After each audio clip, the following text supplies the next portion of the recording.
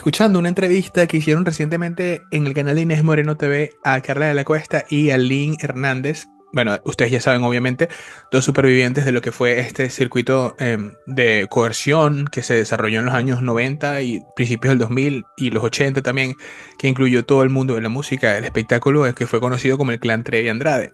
Ahora bien, esta entrevista me pareció realmente buenísima, no sé cómo más definirla.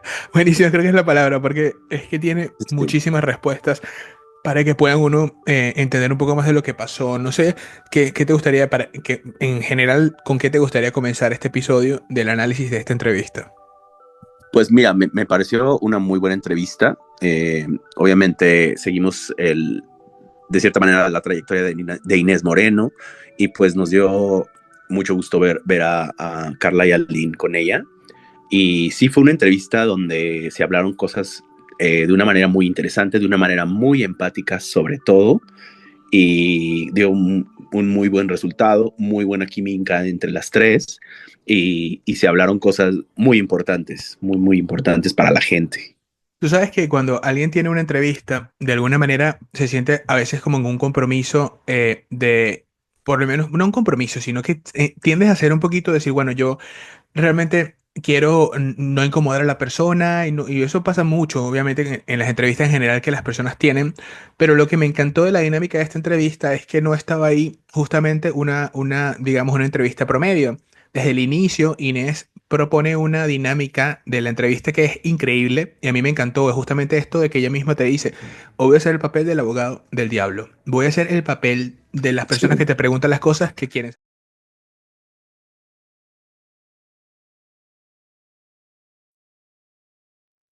Bueno, y continuando un poco con este análisis, Paul, ¿qué te parece si...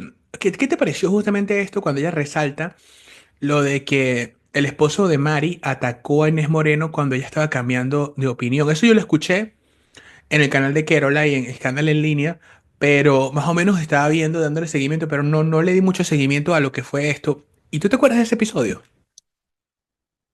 Mm, Yo no recuerdo cuando él haya hecho eso, pero lo que sucede es que mm, yo lo que veo, el patrón de conducta que yo veo de la contraparte de ese lado, tanto de creadores de contenido, un, un, un creador de contenido que de repente anda diciendo que tiene investigaciones exclusivas y que realmente no llegan a algo concreto o importante y la verdad la gente las ignora.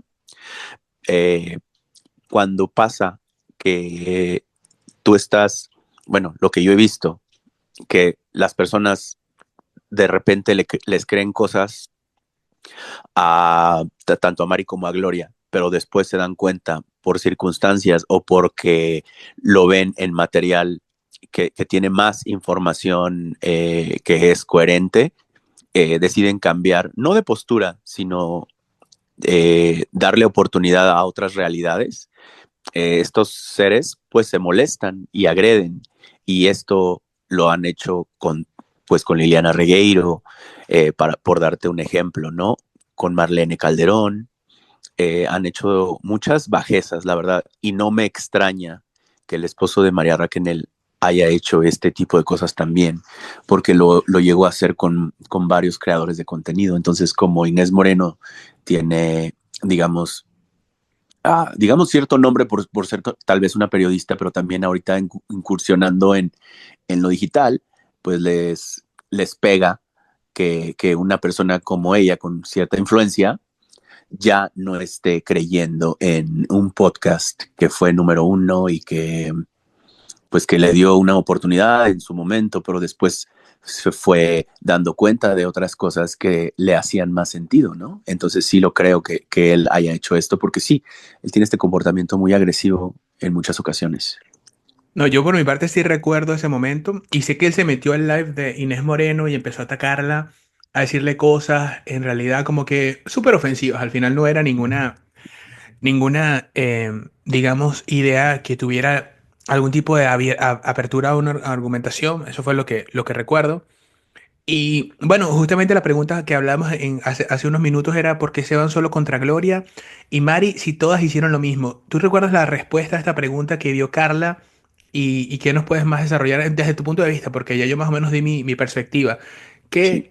¿Por qué la gente se pregunta en que si todas hicieron lo mismo, por qué se van solo contra Mari y contra Gloria?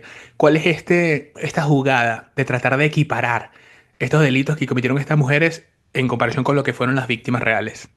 Sí, la verdad es que ni Carla ni Aline se están yendo 100% en contra de Gloria. Esto lo ven así ellos, pero esto no es así. La verdad es que a Sergio Andrade siempre se le nombra. En los expedientes de Chihuahua está todo muy claro, ¿no? En el libro de Toda la Luz, cuando se leen las descripciones de lo que sucede, se le da peso, el peso importante que tiene de culpabilidad Sergio Andrade. Nunca nadie ha negado que lo tenga. Incluso él es la persona que tiene, digamos, más porcentaje de responsabilidad en cuanto a acusaciones en California, también en lo de Chihuahua, en el podcast de Estafador de Sueños también sucede de la misma manera. Entonces yo pienso que lo que Carla dice es que Sergio Andrade, él mismo se declaró, él es un criminal confeso. No hay ahí alguna duda o área gris, ¿no? Pero lo que sucede que es que con Gloria, por tener este poder aún, la manera en la que ella se ha comportado a través de los años, eso no se puede obviar, eso no se puede, digamos, omitir. Y ellos lo ven como un ataque. Cuando se están diciendo las verdades, siempre lo ven como un ataque, pero no está sucediendo de esa manera. Se les está mencionando de la misma manera a los tres. Es lo que yo veo que explica Carla y también Aline, ¿no? Lo que sucede es que él no ha estado activamente revictimizándolas por todos estos años, porque él, como el cobarde que es, está escondido. Sabes que yo veo mucho de perversidad en el comportamiento de esta cantante, porque es perverso utilizar tu influencia y pensar que nadie te está viendo, nadie te está analizando, para hacerle daño a las chicas de esa forma, unas chicas que fueron Sí, victimizadas por tu propio poder y por tu propia, digamos, mano en este sentido. Pero bueno, avanzando un poco más, es que justamente está la parte de los padres. los padres, que también preguntan sobre los padres. ¿Qué piensas tú de los padres? Nos dirías de los padres en términos muy amplios y generales? Sí, ahorita te voy a preguntar qué piensas tú de los padres, pero bueno, aunque ya lo hemos dicho, eh, Carla dice, en la experiencia que tengo yo como activista, eh, he presenciado cómo hay cierta culpabilidad en ellos, ¿no? Ellos sienten una culpa enorme. Padres que están buscando a sus hijas desaparecidas y cuando me llegan con esto y culpándose, ¿tú te imaginas que yo hiciera eso pues como sucede, ¿no? En la vida real, bueno, en la vida, en la sociedad, ¿no? En los casos de estos crímenes y en las desapariciones que en México es algo lamentablemente que se da mucho. Si alguien llega con esto, ¿tú crees que yo como activista le voy a decir, sí, pues es que usted no hubiera dejado ir sola a su hija a las tortillas, ¿no? No hubiera dejado ir sola a su hija, no sé, a la escuela y ponerse una falda y ese tipo de cosas, ¿no? Eh, ¿Cómo me voy a sentir yo al contribuir en la culpabilidad que ellos mismos sienten, ¿no? La verdad, yo pienso que esto de los padres es muy de sentido común, ¿no? Si históricamente ellos tuvieran una gran culpa, ellos ya hubieran estado involucrados en demandas y denuncias, ¿no? Pero lo hemos visto a través de los años, ellos son los que se han mantenido ahí al pie del cañón con ellas, luchando también por la justicia, si quieres tal vez no públicamente, pero también ellos son considerados víctimas secundarias. Y fue muy importante el episodio que tuvieron con Sandra Regueiro, porque ahí se visualiza todo, yo creo, de una manera muy entendible.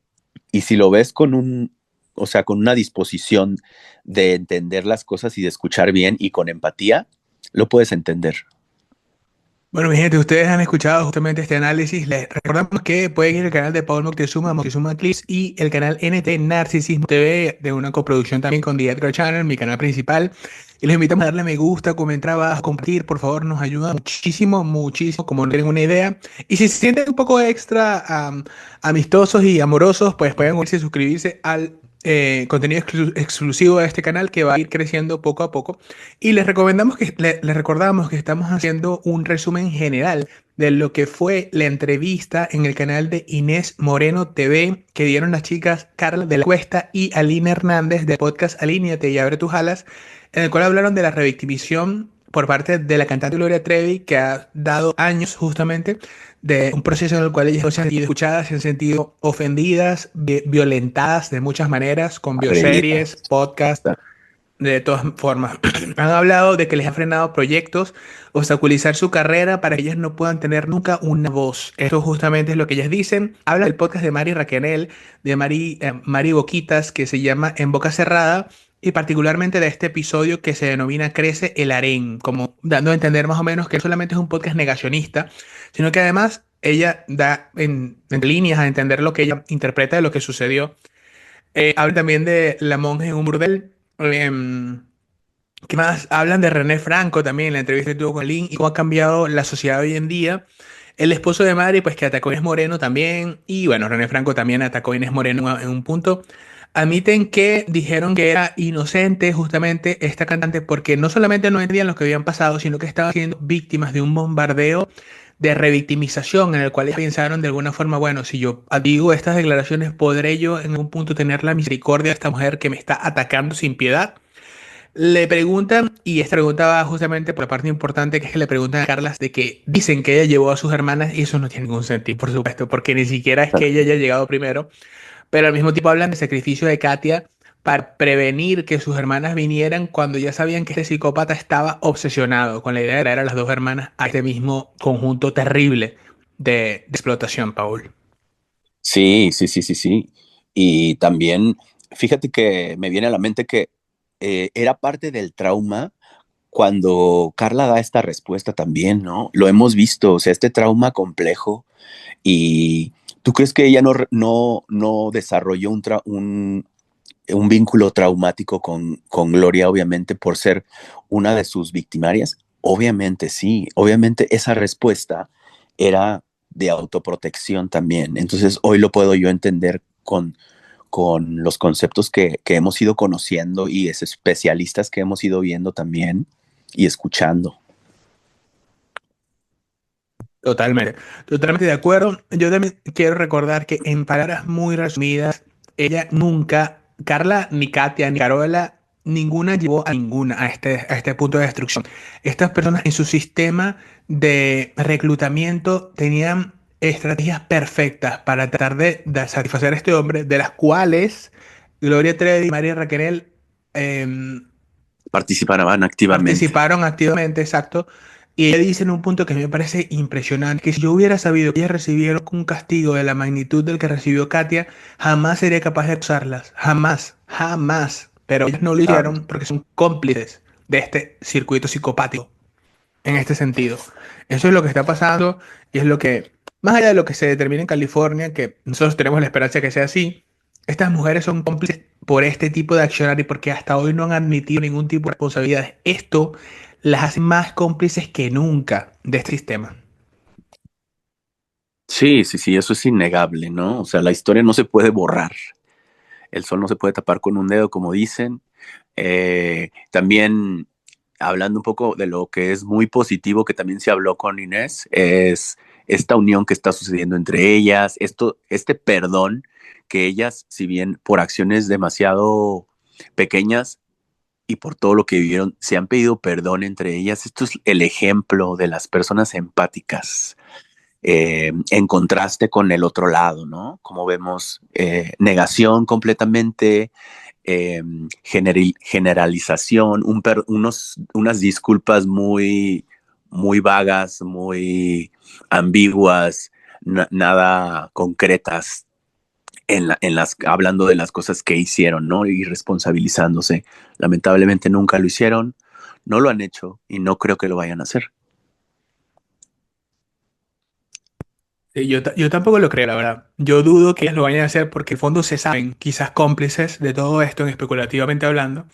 Y sí, al mismo tiempo, pues ella nos narra esto, a mí me pareció tenaz, pero ya los que hemos leído el libro de Toda la Luz ya sabemos más o menos cómo fue este reclutamiento, que es el ingreso de Carola a este circuito engañada y como una especie de salvoconducto. Y esto es parte también de un efecto psicológico. Si ya tienes tus esperanzas invertidas en algo, no, y te convencen de que algo adicional va a ser de una forma más segura, con un contrato y con todo ya hecho, obviamente tú no quieres truncar esos sueños de tu hija, eso es imposible. O sea, qué padre querría hacer esto?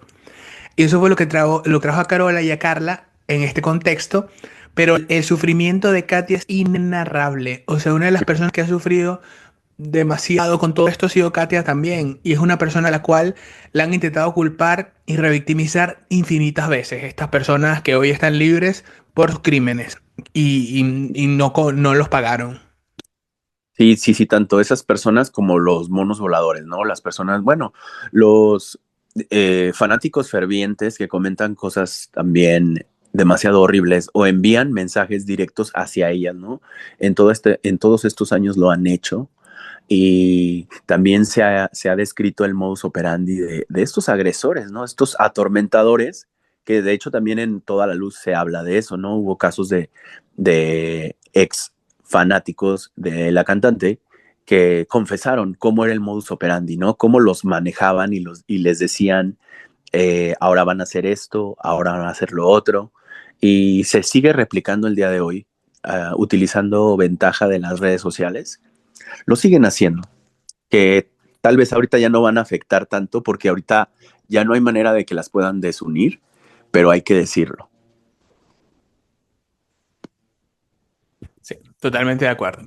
Y bueno, mi gente, hemos llegado ya casi al final de esto que ha sido justamente la entrevista de hoy. Lo que dijo Aline Hernández también con respecto a su involucramiento con el canal de TV Azteca, que nada tiene que ver con esta conspiración que ellos quieren vender. Por supuesto que no.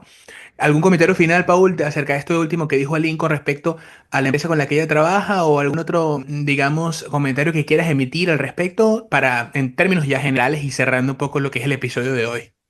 No, fíjate que a mí me encanta el vínculo que se ha creado, la amistad genuina que se ha creado entre Aline y Carla, que ellas no se conocían, pero cómo han hecho grandes avances, ¿no?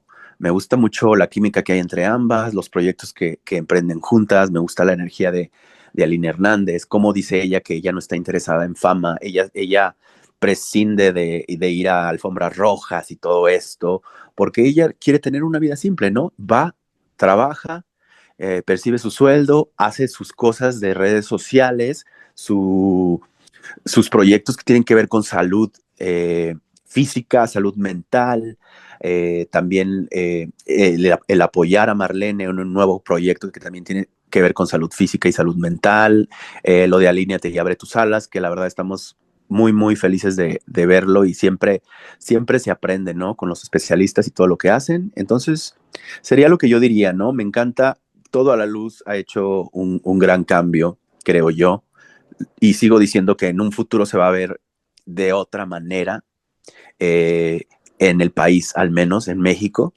y vamos a ver todos los frutos que va a lograr porque va a abrir conciencias, creo yo. Excelente. Bueno, eso ha sido todo por hoy, mi gente. No se olviden de darle me gusta, compartir, comentar. Si les ha gustado este episodio, por favor, denos ese regalito. Y nos vemos en la próxima, Paul Moctezuma. Hasta luego. Hasta luego. Chao.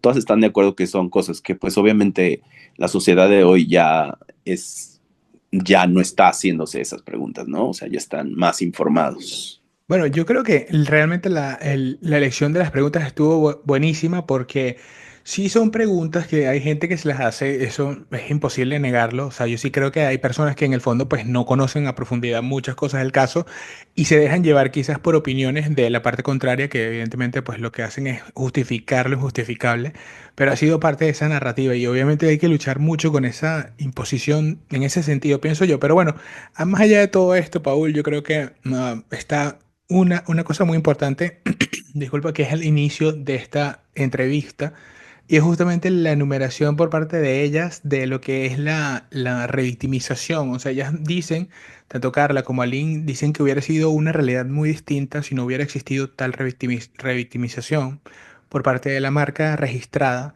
Y en ese sentido, pues yo al mismo tiempo me atrevería a preguntarme, o sea, ¿cómo puede uno resarcir ese daño? O sea, hay evidentemente muchas marcas de revictimización, hemos visto libros, películas, bioseries, un sinfín de contenido que hoy por hoy ni siquiera mucha gente lo considera como parte de este proceso incluso de tortura, digamos, de atormentamiento, pues. No, sí, claramente. Y la verdad es que, por ejemplo, pues los mismos programas, ¿no? O sea, de la televisora, pues que siempre protegió a estas tres personas, muchísimo más a Sergio Andrade y a Gloria, obviamente, tuvieron mucho que ver en esto, ¿no? Tal ha sido el caso que ellos están también demandados hoy en día, ¿no? Se hablan de estos proyectos tan horribles que la verdad es que hay que seguir mencionando que esto sucedió, ¿no?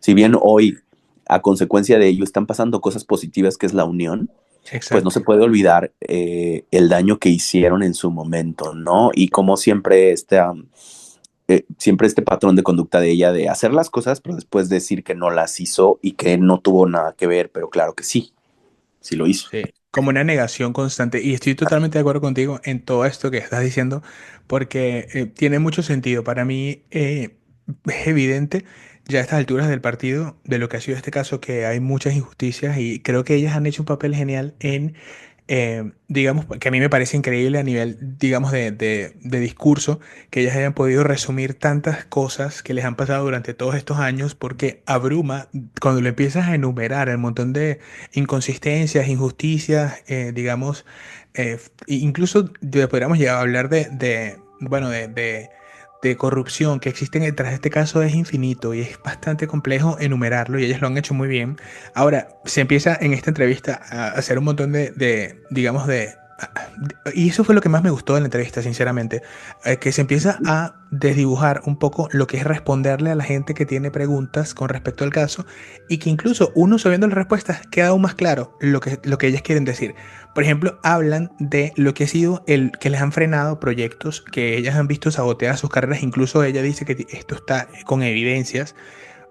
Ali nos cuenta obviamente una anécdota en la cual ella estaba contratada y con una disquera súper conocida que de la noche a la mañana decide sacarla de digamos, de su planilla de trabajadores.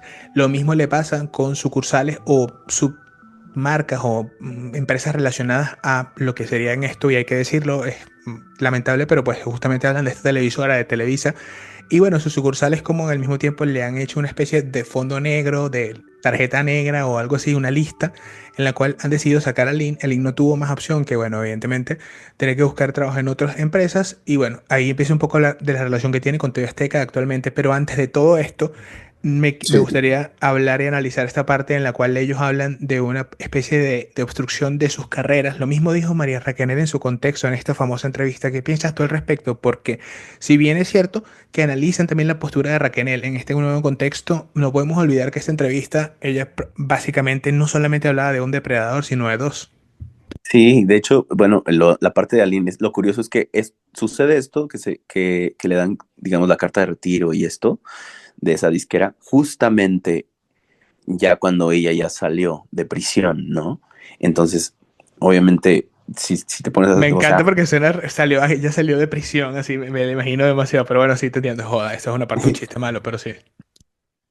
sí, ella cuando ya salió de prisión es cuando hace esto, y pues sí, la verdad es que qué bueno que Aline lo esté hablando hoy. Hoy en día yo había hecho una reflexión sobre Aline y sobre las personas que pienso que le deben grandes disculpas a Aline a lo largo de la historia, y uno de ellos fue que ya había hablado yo de René Franco, como hace Ujú. Sí. esta especie de emboscada en un programa donde es algo bien indignante, si lo ves hoy en día y lo analizas, porque un trato eh, pues muy indigno hacia ella, ¿no? Sin embargo, ella eh, siempre ha sido una persona pues que es una ama, una persona decente y una persona con educación, pero hoy en día ella reflexiona de cómo ella ha cambiado, que hoy en día no le pasaría algo así. Sin embargo, Claro. es bueno hacer esta reflexión, ¿no? Recordar. Sí, es que yo creo que todos los seres humanos tenemos recuerdos en los cuales, bueno, y recuerdos que nos han marcado, porque hay recuerdos de recuerdos y entre esos recuerdos que, valga la redundancia, nosotros más podemos llevar impregnados en nuestra memoria, están los que son recuerdos traumáticos y a veces digamos, una experiencia de vergüenza tal o una experiencia de, digamos, de exposición a una ridiculización como lo que intentó hacer este hombre, a esos contextos puede generar no sé si podrían categorizarse como traumas, pero tienen mucha similitud en cuanto a la carga energética y de la memoria en ese contexto, quedan impregnados en nosotros. De hecho, por eso de ahí es donde viene la palabra esta cringe, que te da cringe, no solamente cuando alguien más hace algo, sino cuando Sí. te acuerdas de ti mismo haciendo algo en el pasado y en lo cual hubieras actuado distinto. No sé, realmente si esto tendrá una relación directa con lo que estamos hablando, creo que no, pero bueno, a modo anecdótico. A lo que voy con todo esto es que sí, o sea, en ese contexto ya hizo lo que pudo hacer y es algo que nos dará unas pistas para lo que Carla dirá más adelante en la entrevista, que es muy interesante, ¿no? Porque ella habla y admite y dice, ¿sabes qué? En ese momento en el cual yo dije que ella también era una víctima, yo también pensé, de alguna parte de mí pensó que quizás con este accionar podría yo mermar las consecuencias negativas que he tenido que enfrentar con respecto a la opinión pública y a los medios de comunicación en relación a este caso. Quizás yo siendo un poco de esto, yo cediendo un poco en algo que todavía desconozco, que en realidad está todavía muy bajo una nube, especie de bruma en mi mente. Quizás si yo hago esto, y es de humanos hacer esto, no hay que lapidar a nadie porque en un momento dijo una cosa, después dijo otra, porque al final de esto, lo que estamos hablando y lo que estamos haciendo con esto es simplemente hacer una especie de luz de gas con respecto a un proceso que es natural, que es diferente, por ejemplo, a cuando esta mujer, esta cantante, aseveraba lo que aseveraba sin ella poder ni siquiera tener una condición en la cual ella iba a ser, digamos, en desventaja. Y si ella se atrevía, por ejemplo, a enfrentarse a este hombre, o quién sabe, oficialmente eso no se sabe y se piensa que no.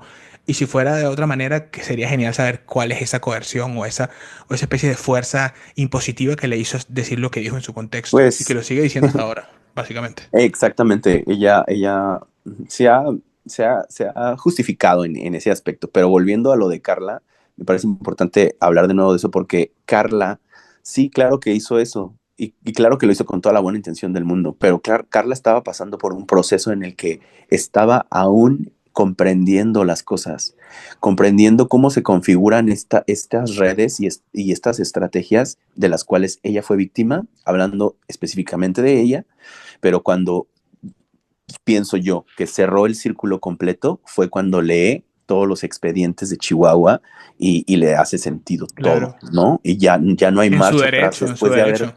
exactamente en su derecho, habiendo leído estos expedientes de Chihuahua, ya no hubo marcha atrás para ella, porque ya todo tomó sentido y lo concatenó con su propia historia, ¿no? Entonces ella tuvo la buena intención, como dices tú, pero Ujú. también no tenía toda la información y no Sí. estaban tan empoderadas como están hoy en día. Pero es que, ¿sabes qué? Es justamente ese o sea, es por lo cual yo pensé que sería buena idea que hiciéramos un análisis profundo de esta entrevista, porque siento que de esta entrevista, particularmente con Inés Moreno, que le hicieron, a mí me pareció genial, porque ellas se abrieron mucho y realmente hubo una conversación sana, genuina, que va y viene, o sea, obviamente no hubo ninguna incomodidad y eso fue lo más, digamos, cool que a mí me pareció de todo, porque puedes rescatar muchas Sí. cosas de la misma. Ahora, Hay una bueno, parte, ay, perdón ¿sí? por No, interrumpirte, no te pero hay preocupes. una parte que me llamó mucho la atención porque yo recuerdo mucho cuando estaba ahí en la promoción de Toda la Luz que va con Inés Ajá. Moreno también, ellas dos Sí, sí, sí. hablan de eso, Claro. porque yo mismo he visto también como Inés Moreno y ella misma lo acepta, poco a poco fue cambiando su opinión en cuanto a Mari Boquitas, en cuanto a María Raquel, No, y hablan de ello, ¿no? Cuando ella todavía le menciona ahí diciendo, oye, pero el podcast, oye, pero Mari, claro, y claro. ya No, y hablan eso es muy valiente porque de la realmente no es que evolución de ambas al día de no hoy. es, no es como que ella, yo siento que no es como que ella haya decidido, bueno, yo ahora soy de otro color, no sé qué, no, simplemente creo que se está abriendo de una manera muy orgánica Sí, a entender el caso, un caso que ella ha tratado de comprender desde hace mucho tiempo. Lo que vemos es una transformación súper orgánica desde mi punto de vista y orgánica en el sentido de que es genuina, de que es auténtica, de que no está buscando simplemente alguna cosa oculta ni nada así, sino simplemente dice, ¿sabes qué? Yo voy a abrirme un poco a hacer estas preguntas. Y si estas preguntas preguntas no tienen las respuestas que yo estoy buscando, me voy a hacer más preguntas aún para entender por qué no están las respuestas con respecto a estas preguntas. Parece un trabalengua, pero no, no es así. Sí. Ahora, a lo que voy No, con esto es que, claro, yo lo creo veo muy que genuino. Inés Yo lo veo Moreno así. pasó por un proceso igual que todos nosotros, ¿no? Y lo Sí, fue entendiendo. Hoy en total. día, que tiene más información que ya ha visto y Claro. que le ha dado el beneficio de la duda a todas ellas, hoy ya es alguien que ya entendió la manera de Sí. cómo esto está estructurado, ¿no? Creo que vamos a seguir entendiendo todavía. Claro, y además de todo que a mí me parece súper bueno es el apoyo porque en ese sentido, el apoyo digo a la causa en general de lo que el caso significa para las personas que lo entienden, y es porque ella además ha estado tratando de conocerlo desde hace mucho tiempo, o sea, ella entrevistó a Sergio Andrade en su tiempo, en su momento, y todo Sí, esto yo siento que es parte de una evolución que dice, ¿sabes qué? Yo formé parte del destino de este caso. En este momento, han estado tan cerca de estas personas, de un símbolo que es como es Sergio en realidad en este contexto, y ahora vamos a acompañar todo esto porque hay una especie, siento yo, ¿no? Digo, de relación genuina con este caso.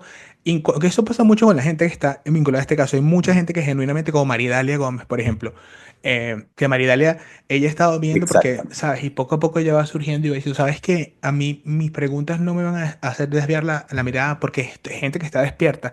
Digo despierta en el sentido de que empiezan a entender la manipulación y todo este tipo digamos, bastante complejas procesos mentales de los seres humanos.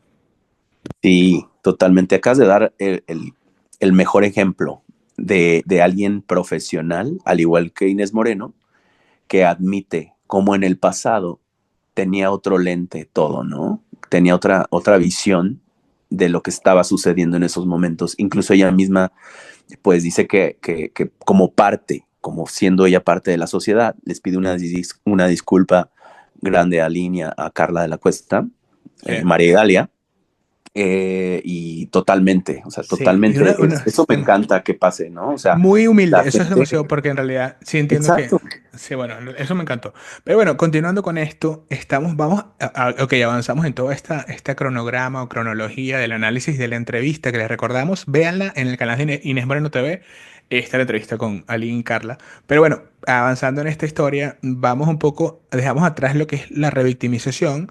Y la revictimización en términos de contenido, de creaciones de cualquier índole, por ejemplo, videoseries, libros, usted póngale la letra que le quiera poner. Pero bueno, después de esto viene el podcast negacionista de Mari.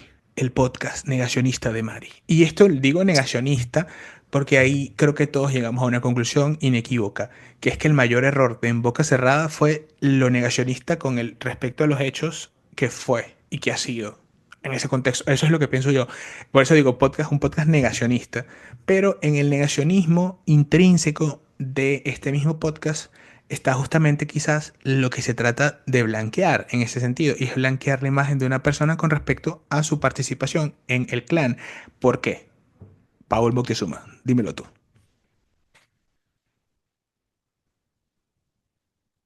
perdón, estaba Y yo qué, o sea, fíjate, no, quedamos en o sea, shock, que no, mentira, estoy odiando. la, fíjate, la participación activa que Mm, sí tuvo, ¿no? Ella exacto. intenta como difuminarla, ponerse de cierta manera, tomando relatos de personas que vivieron cosas en Brasil, Ok. como esto de las favelas, que hoy ya sabemos cómo ocurrió realmente. Sí. Sí, claramente, pues ya hemos discutido todo esto, ¿no? Y me encanta que todos hemos dicho, la misma Liliana, la misma Carla en esta ocasión con Inés Moreno dice, lo que sucedió con este podcast es que fue una producción diferente, Bien pero cuidada.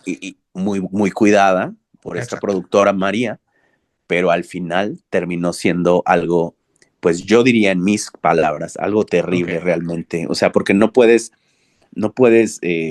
hacer las cosas así a medias cuando estás hablando de crímenes tan graves. Pero para ti, ¿qué fue lo más terrible? A ver, de esto, ¿qué es lo más terrible? Sí, porque yo lo que quiero es que la gente sepa Es, dónde radica lo más grave de todo esto, porque obviamente la gente dice, bueno, es un podcast y ya, que no sé qué, son, pero, ¿sabes? ¿Dónde está son lo más varias las terrible? cosas terribles, pero por ejemplo, coincido Dame con el Carla gancho.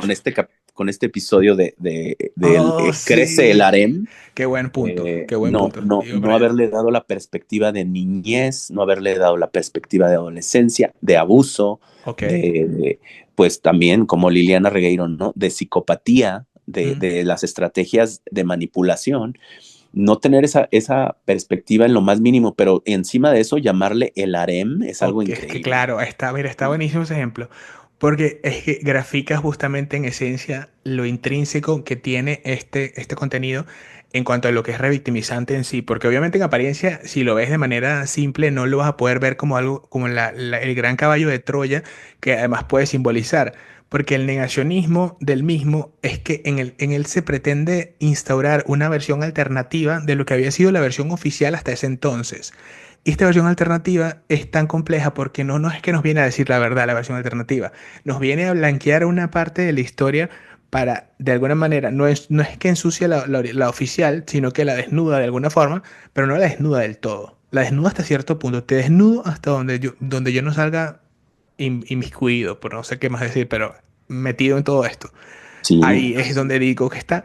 Entonces, claro, si tú eres consciente de esto, es gravísimo. O sea, es gravísimo ser consciente de esto y hacerlo. Eso es lo que yo pienso con respecto a esto. Y ahí es donde podemos ver el nivel de maquinación mental que tiene este podcast en ese sentido. Porque llega hasta cierto punto, es como bailar un tango hasta la mitad. Llegas hasta cierto movimiento y chas, te quedas en el medio. No sé.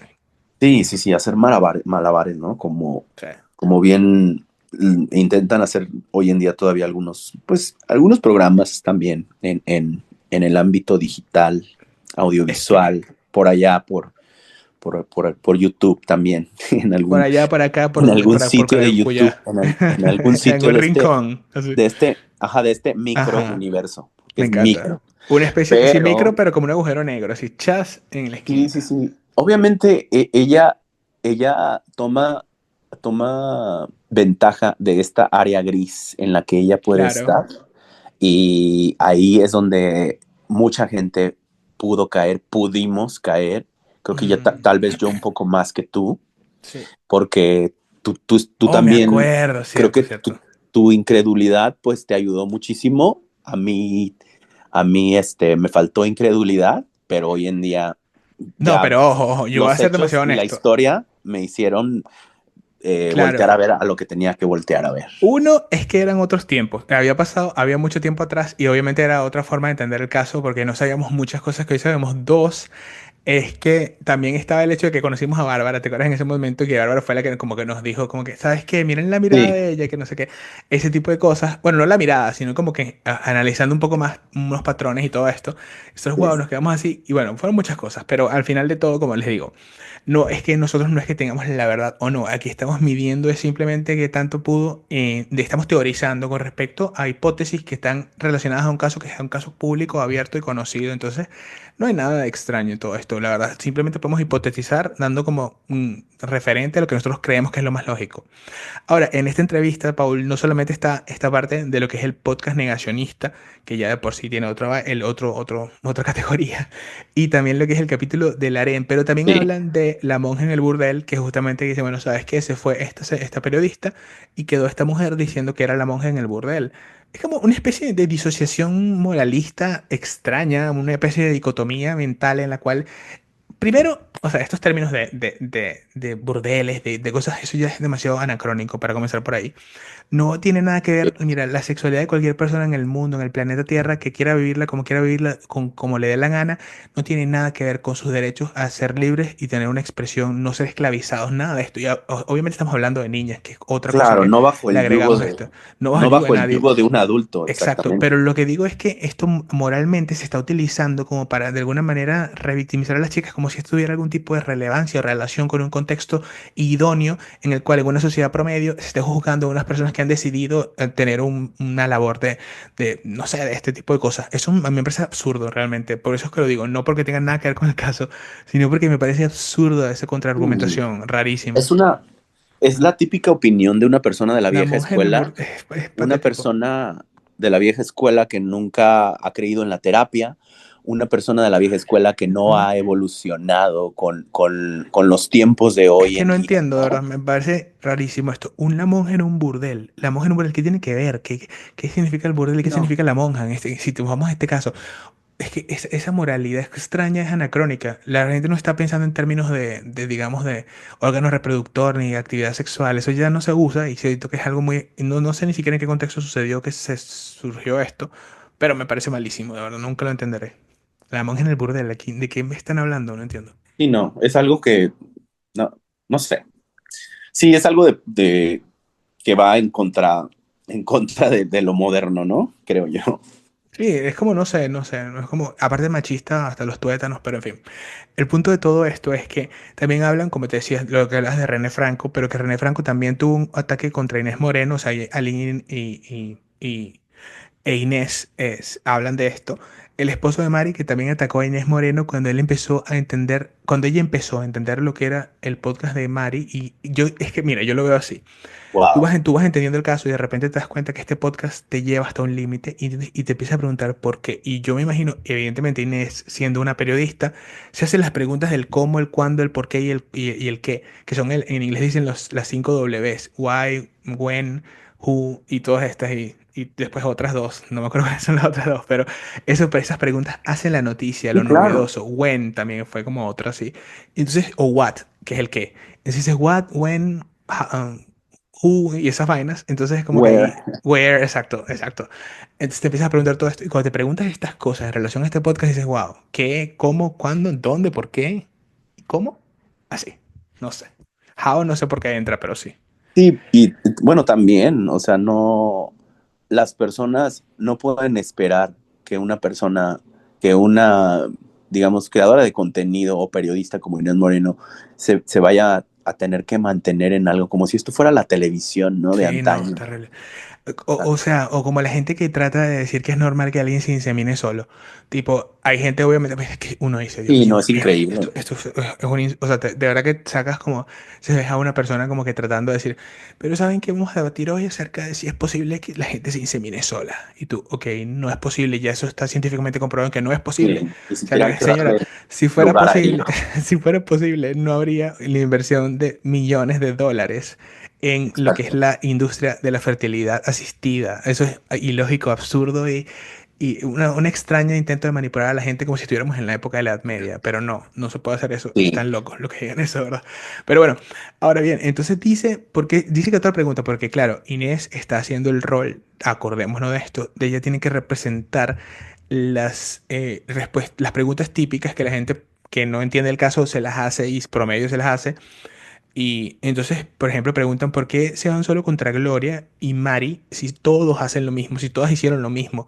Y aquí ella explica el proceso de sistematización de una especie de patrón que es, como se diría en términos matemáticos, ¿cómo es que dice ella? Dice un, un común denominador que está ah, sí, justamente en estas fracciones. Este común denominador es la sistematización y hablamos en porcentajes que me encantó porque el 90 y tanto % de las veces esta Gloria era la que hacía el grooming y ninguna de ellas tiene que hacer este proceso en ese sentido porque esto lo hacen muchos los psicópatas, esto es demasiado de manual, que es que ellos tratan de involucrarte en algo para que tú creas que eres tan responsable como ellos, para ellos después ir como chismoseando a la gente así en general en su campaña de desprestigio, diciendo a los demás, mira, pero él hizo aquello, que ella hizo no sé qué, cuando esto no es más que simplemente digamos, la tapa de la punta de un iceberg, por ejemplo, que esconde las profundidades más maquiavélicas que existen.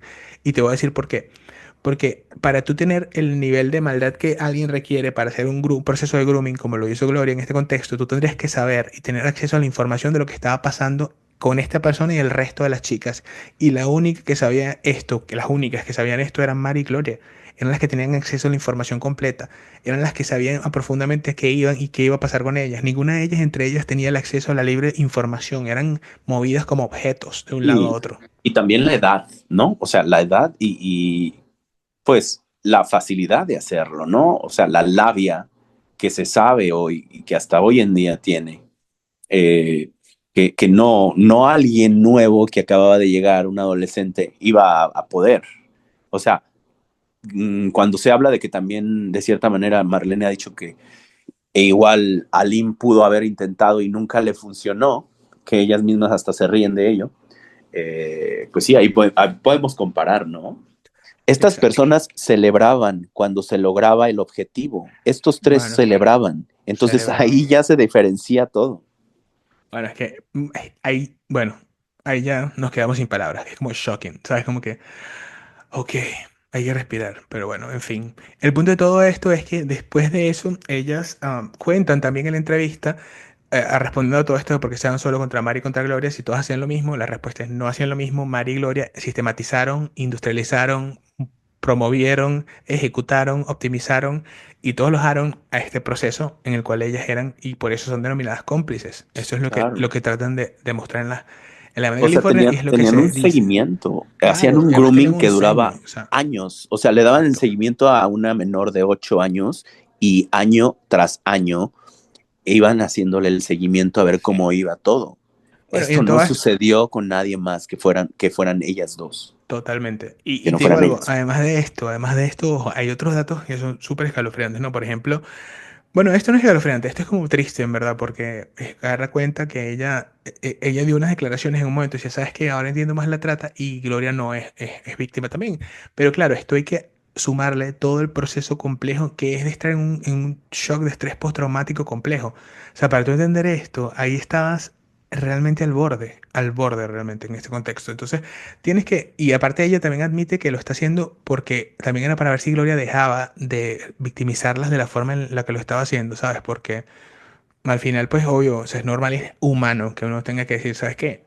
Por favor, ya no me estés atacando, vamos a tratar de hacer las paces. Yo lo hubiera hecho también así.